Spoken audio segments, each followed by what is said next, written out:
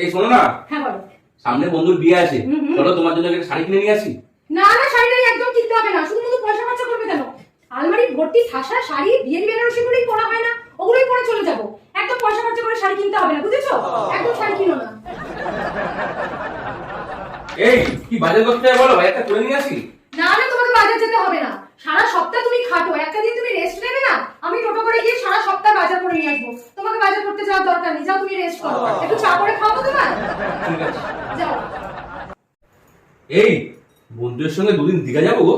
হ্যাঁ হ্যাঁ, নিশ্চয়ই যাবে। চলো, তোমার ব্যাগপত্র ভালো করে গুছিয়ে দিই, ভালো করে সমুদ্রে স্নান করবে আর আমাকে একটু ভিডিও কল করে করে দেখাবে, ঠিক আছে? একটু কম খেও, হ্যাঁ? চলো চলো, তোমার ব্যাগপত্র গুছিয়ে দিই, চলো।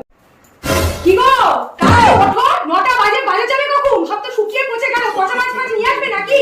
ওঠো শিগগিরই, তাড়াতাড়ি। 9টা 10টা অবধি পরে পরে ঘুমাবে, ওঠো শিগগিরই, ওঠো, তাড়াতাড়ি ওঠো। আমার একটা বন্ধুর বিয়ে আছে, বিয়েতে আমি একটা অন্য শাড়ি পরবো, ও একটা অন্য শাড়ি পরবো, দুটো নতুন নতুন শাড়ি চাই আমার, ঠিক আছে? টাকাটা ফোন পে করে পাঠিয়ে দেবে, যেন বলতে না হয়। কি গো, তুমি নাকি দীঘা টিকিট কেটেছো? ওই আমাকে তো আগে থেকে বলনি। বন্ধুরা সবাই মিলে একা একা দীঘা যাবে তোমরা, আর আমরা কি বউরা সব বানে ছেলে ভেসে এসেছি নাকি? সব টিকিট ক্যান্সেল করবে, প্রত্যেকে যাবো আমরা, প্রত্যেকের টিকিট কাটবে, খুব মজা, একা একা ঘুরবে, সমুদ্রে স্নান করবে, আর আমরা ঘরে সংসার খেলবো, ওসব একদম চলবে না।